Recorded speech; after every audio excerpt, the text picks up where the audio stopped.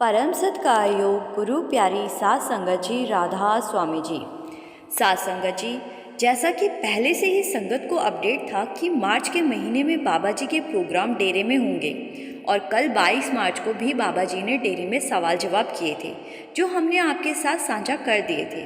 और आज 23 मार्च को भी बाबा जी ने संगत के साथ सवाल जवाब किए हैं जो इस वीडियो में हमने आपके साथ साझा किए हैं। आपसे हमारी बस एक ही विनती है जी कि कमेंट में राधा स्वामी ज़रूर लिख दीजिएगा। आइए सवाल जवाब सुनते हैं। फिर एक लड़की ने बाबा जी से पूछा कि बाबा जी, पिछले जन्मों का हिसाब पिछले जन्मों में ही क्यों ख़त्म नहीं हो जाता? पिछला हिसाब इस जन्म में क्यों होता है? तो बाबा जी ने कहा कि बेटा, अब जो हमने जन्म लिया है, क्या इससे हमने सीख लिया है? हमने तो सिर्फ अपनी ज़िंदगी से सीखना है, लेकिन हम सीखते ही नहीं। फिर इसी लड़की ने कहा कि बाबा जी, मेरा रिश्ता गैर सत्संगी परिवार में हुआ है, आपसे विनती है मेरा हाथ थाम कर रखना। तो बाबा जी ने कहा कि बेटा, ये सत्संगी और गैर सत्संगी क्या होता है? हमें तो इंसान की इंसानियत देखनी चाहिए, इंसान अच्छा होना चाहिए।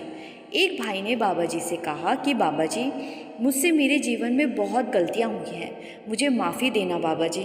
तो बाबा जी ने कहा कि बेटा, मालिक ने ज़िंदगी दी ही इसलिए है कि हम गलतियों से सीख सकें। हम मालिक से माफ़ी तो मांग लेते हैं और मालिक माफ़ भी कर देता है, लेकिन हम गलती से सीखने की बजाय फिर से दोहराते हैं। इसीलिए हमें गलतियों से सीखने की ज़रूरत है, सीख कर ही तो हम आगे बढ़ पाएंगे। फिर यही भाई बाबा जी से कहने लगा कि बाबा जी, मेरी शादी को 11 साल हो गए हैं और मेरी पत्नी कहती है कि आप अब मुझसे प्यार नहीं करते। मैं अपनी पत्नी को गिफ्ट भी देता हूँ, लेकिन फिर भी वो कहती है कि आप मुझसे प्यार नहीं करते। तो बाबा जी हंसते हुए कहा कि बेटा, बीवियों को भी कोई खुश कर पाया है? आप बस कोशिश में लगे रहो। ये सुनकर संगत ज़ोर ज़ोर से हंसने लगती है। फिर एक भाई ने कहा कि बाबा जी, हम अक्सर सत्संग में आते हैं, लेकिन हमें समझ नहीं आता कि हमें नामदान ले लेना चाहिए या अभी नहीं। तो बाबा जी ने कहा कि बेटा, जब तक हम दवाई नहीं खाएंगे तो ठीक कैसे होंगे? नामदान लेकर उसकी कमाई करेंगे तो ही हम यहाँ से मुक्त हो पाएंगे। फिर एक बेबी ने कहा कि बाबा जी, मैंने 10 साल कोशिश की और अब जाकर मुझे नामदान मिला है, लेकिन इतनी खुशी मुझे नामदान के समय भी नहीं हुई जितनी आज आपसे बात करके हो रही है। तो बाबा जी ने कहा कि बेटा, हम छोटी छोटी बातों में खुशी ढूंढ लेते हैं, लेकिन हमें समझना चाहिए कि जो कुछ मिलेगा वो हमें बस अपने अंदर ही मिलेगा।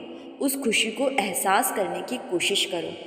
एक लड़की ने कहा कि बाबा जी, कभी कभी हमें अपने करियर में झूठ बोलना पड़ता है, क्योंकि सिचुएशन ही ऐसी होती है कि वहाँ झूठ बोलना ही पड़ जाता है। तो क्या इससे भी कर्म बनते हैं? तो बाबा जी ने कहा कि बेटा, हमें सोच समझ के चलना है, क्योंकि अगर कर्म बनाएंगे तो हमें बोझ भी उठाना ही पड़ेगा। इसीलिए कर्म ऐसे करें जिससे बोझ कम से कम पड़े।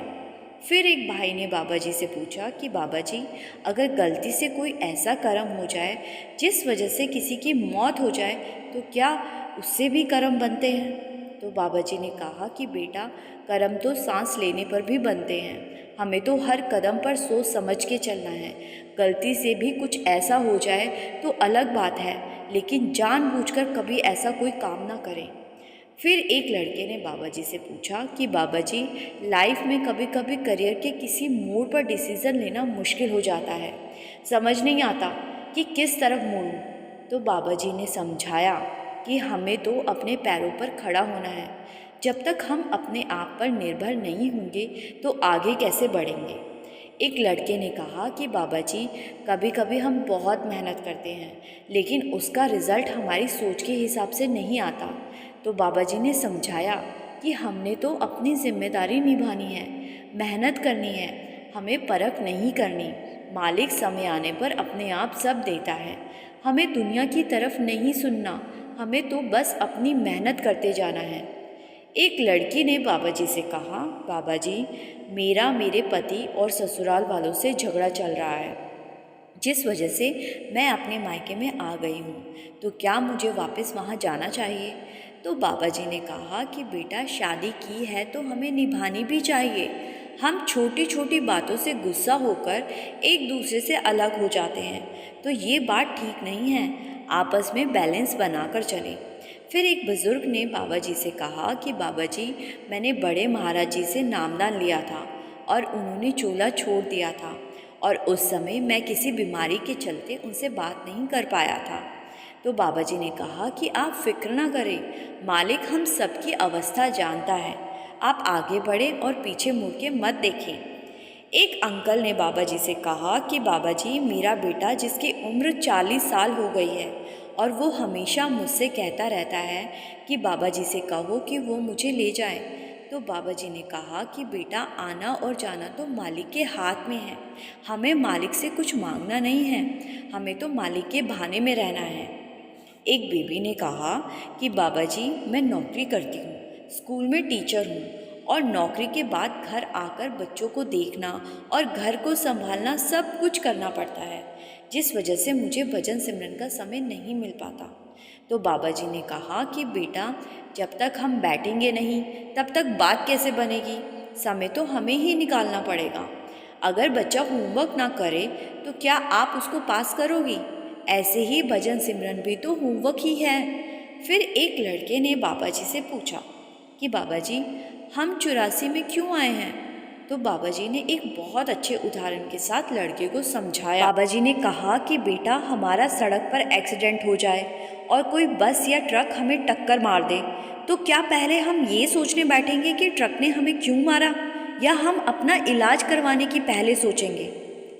आगे बाबा जी ने कहा कि बेटा, हम अपनी करनी को तो समझ नहीं पाते और मालिक की करनी को समझने चल पड़ते हैं, इसीलिए पहले अपनी करनी करें। फिर एक लड़की ने बाबा जी से पूछा कि बाबा जी, मैं जब भी सत्संग में आती हूँ तो मेरा मन सत्संग में नहीं टिकता, मैं क्या करूँ?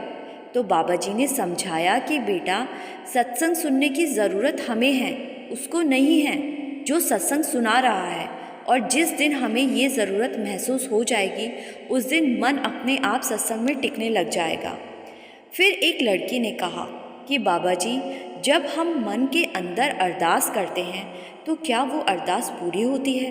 तो बाबा जी ने कहा कि बेटा, हमारे से बेहतर मालिक को पता है कि हमारे लिए क्या सही है और क्या गलत, लेकिन हम फिर भी मालिक से मांगने लगते हैं। आप सब कुछ मालिक पर छोड़ दो, मालिक टाइम आने पर अपने आप सब देता है। हमें तो बस उस चीज़ की कद्र करनी है जो कुछ भी मालिक ने हमें बख्शा है।